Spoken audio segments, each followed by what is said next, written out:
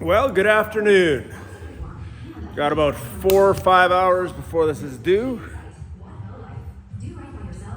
We're gonna do it. Desert City Classic, 26.5, I think. Blair, Lettingham in the 50 to 54 division. Let's have a look at some measurements.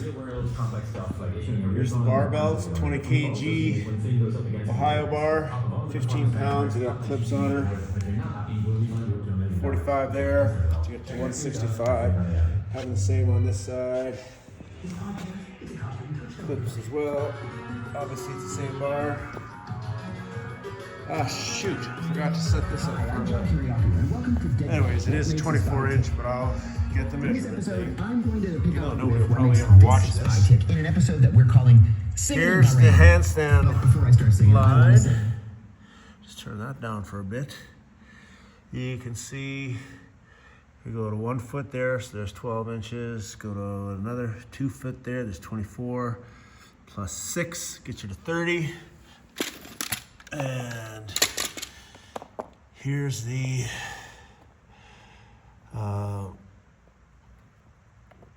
line here, 10 inches from the wall. And I also brought my level because I was too lazy. I had this out in the shop. I was too lazy to go all the way inside for my good tape measure, but just to verify that that little bit equals that 4 inches, or just south of 4 inches. Always like what happened. This is actually 24 inches. That'll get me good for the wall, or for the box. 24 inches. That's right to the bottom on the floor, as you can see. And again, to verify, it does say it on the top, but there you go.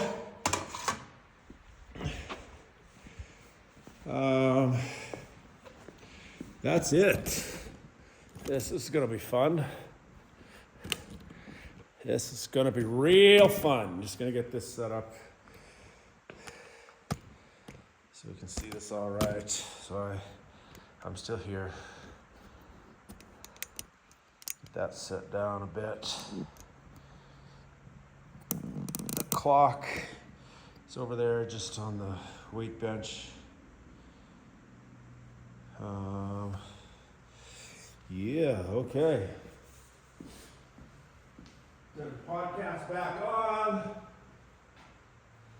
Now, I have been Bahrain for I saw it as a paradise. One of the things that set Bahrain apart from other member countries in the Gulf Cooperation Council, Saudi Arabia, Kuwait, Bahrain, Qatar, Oman, and the Arab Emirates, was that it was actually an oasis. There's an enormous prehistoric water table that starts at the Atlantic Ocean, goes under the whole of Africa, and then comes to the surface in Bahrain. As recently as the 1970s, water would gush out of the ground in natural springs, like oil, just gush out of the ground. And so Bahrain is very green, flowers everywhere, palm trees, absolutely gorgeous. Highly overdeveloped, of course, and the water table is down 35 feet, and it's a little bit tougher, now the water's brackish, but when we got there, it was just wonderful. With a little asterisk for 2 reasons. Number one, there was literally nothing to do. They had a world-class history museum, which was great. They had a Quran museum, which was a lot of fun to go to once, or maybe twice if you had visitors. And then you pretty much got everything there is to do. They have the oldest tree in the Middle East. It's like 3,000 years old, called the Tree of Life. You could go down there and check out the Tree of Life, maybe ride a camel, but then you pretty much done it. There was nothing else to do. There was some local culture. It's just that the country was so small. Bahrain in 1976 was the same size and had the same population as Pittsburgh. There's not a whole lot of stuff going on. So for the weekend, you would drive across the long bridge or Causeway to Saudi Arabia, to Al-Khobar, Daman, you go to the mall, you have dinner, and then you drive back home. It was a very small place. I joined the Diplomatic Corps, softball league. I was always in right field. I had a good arm, and I was pretty fast, I was thin, and I'd always played baseball in my life. At the plate, I hit for average, not power. It was the Marines that were the power hitters. We had Marine security guards, MSG, and those guys were just, ripped, not muscle. And they were the ones who hit for power. It was fun, really time. And then in a country that's small like that, the Diplomatic Corps makes its own fun. Everybody's having dinner, everybody's having parties. There was one point where the British Government ambassador, he was a lovely guy. He had been the deputy chief of mission in Ankara, and Bahrain was his first ambassadorial assignment. And then all of a sudden, I'm invited to literally every dinner that the British ambassador is hosting. And I didn't have the grade for it. I was young, I was a junior. The American ambassador at the time, his name was David Ransom, usually wasn't invited. It was just me and the British ambassador. I wondered at the time if the British ambassador might be gay. I was a good-looking, well-proportioned guy, so I asked him, point blank. I always have such a wonderful time at your dinner party. Would you mind if I ask you, why do you invite me and not somebody more important than me? He said, I like you. You're fun. You tell an interesting story. And that was perfectly acceptable for me. So, you go to these diplomatic functions, and like I said, the place has a population of Pittsburgh, but then add 10,000 members of the royal family. Everybody's a prince or a princess. And so you start meeting them, and they invite you to their houses. And then there are poor princes, and there are rich princes, and there are well-connected princes, and princes that have to work for a living and are not well-connected. I got to really know Bahrain on a granular level. To the point where when I got back from Bahrain in 1996, other agencies like DIA, NSA, FBI would send people who were going out to Bahrain over to the CIA to talk to me so I could explain to them the lay of the land. Anyway, we got there in '94. There was a small American military presence. Bahrain since 1976 has been the home of the Fifth Fleet. The Fifth Fleet is a naval component of the Central Command, which is based at MacDill Air Force Base, just outside of Canberra. So we would go down to the base, and because I was a diplomat, I could go to the officers' club. They had a better salad bar than the enlisted club. For football Sundays, I'd go to the enlisted club and watch the game, drink cheap beer. So you found things to do to pass the time. I made really great friends among the Bahrainis.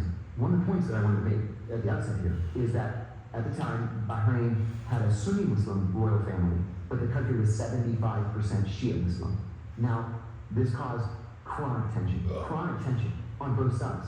The royal family enacted a policy to give citizenship to Muslims from Syria, India, Bangladesh, Pakistan, all of whom were Sunni. The Shia took exception to this, that they were being diluted. Their culture was being diluted.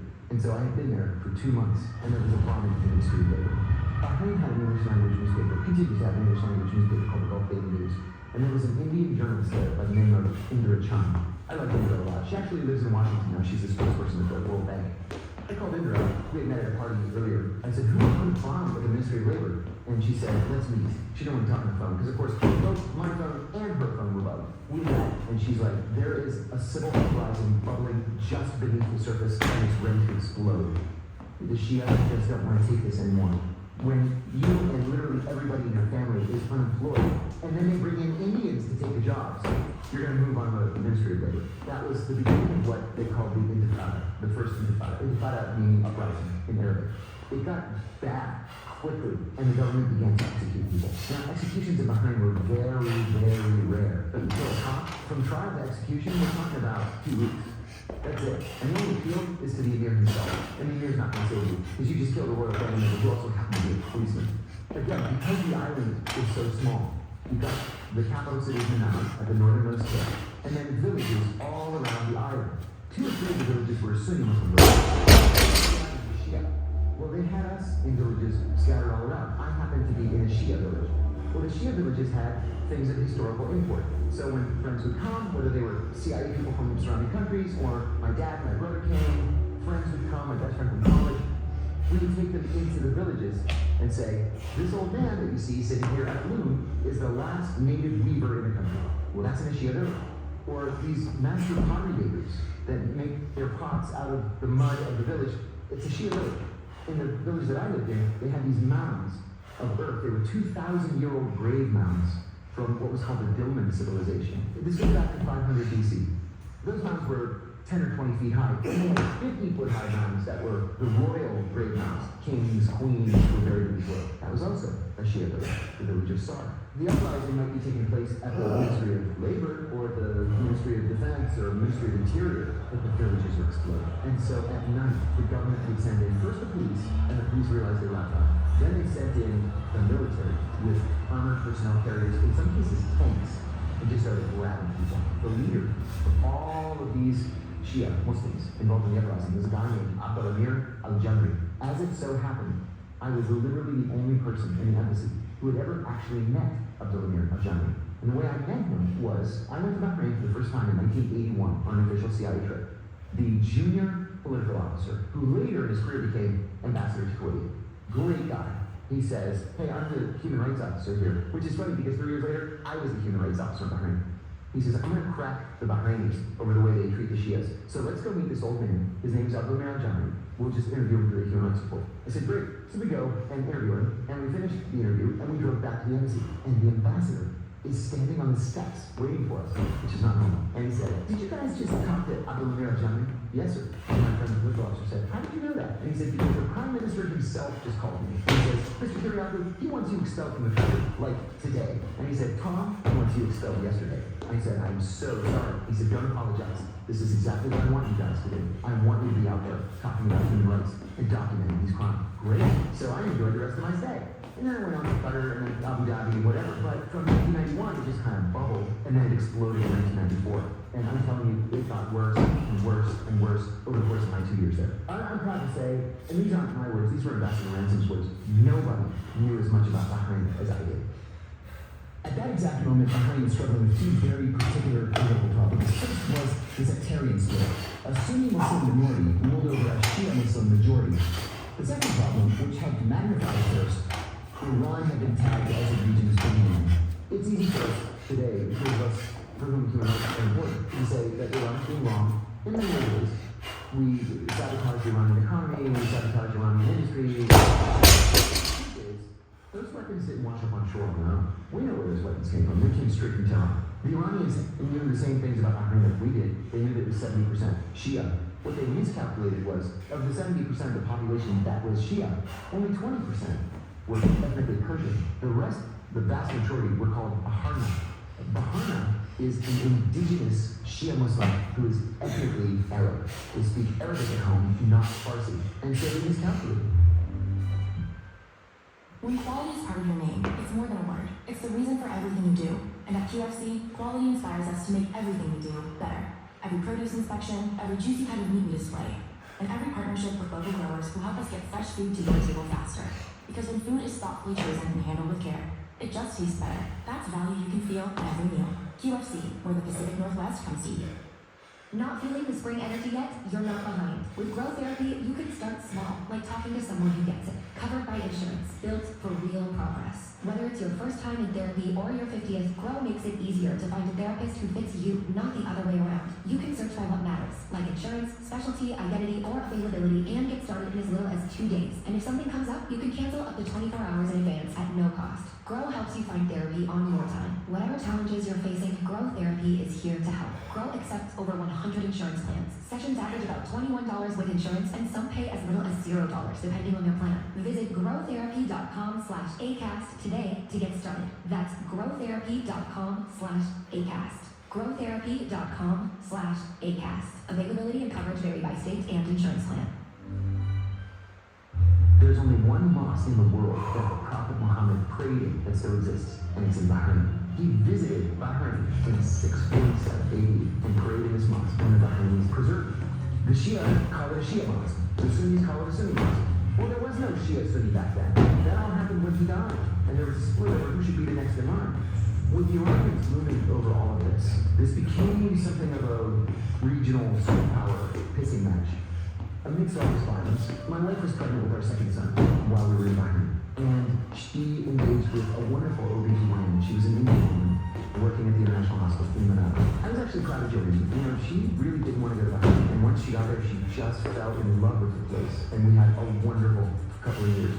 And one of the things that helped to put in mind these was that not only was I a human rights officer, I was known as a human rights officer. Shia Muslims would come to a house at night and ring the doorbell and say, "We've heard you're a good man, we want to tell you what's happening in our world." I would listen to and write it down and investigate. Remember, I'm on assignment from state levels, unarmed.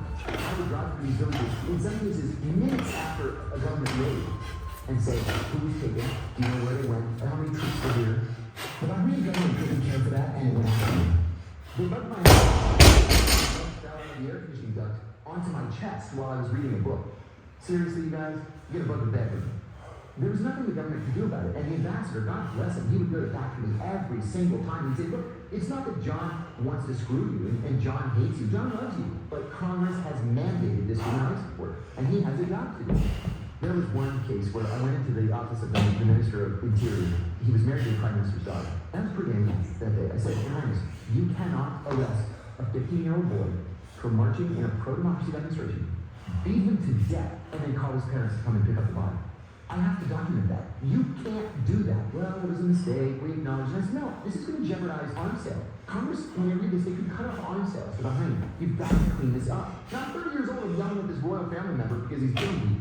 The VIP that came, Admiral William Crown, who had been the chairman of the Joint Chiefs of Staff. But earlier in his career, when he was only a three-star admiral, he was the commander of the naval component there in Bahrain. And he made a statement in 1976 that they would bring up every single year. The statement was famous. It was, pound for pound, Bahrain is the best friend the United States has in the world. Pound for pound being the operative phrase. Yeah, we were great friends. Pound for pound, it was true. Overall, and that's what he used to say. It's really very simple. Oil flows out, weapons flow. That's the relationship.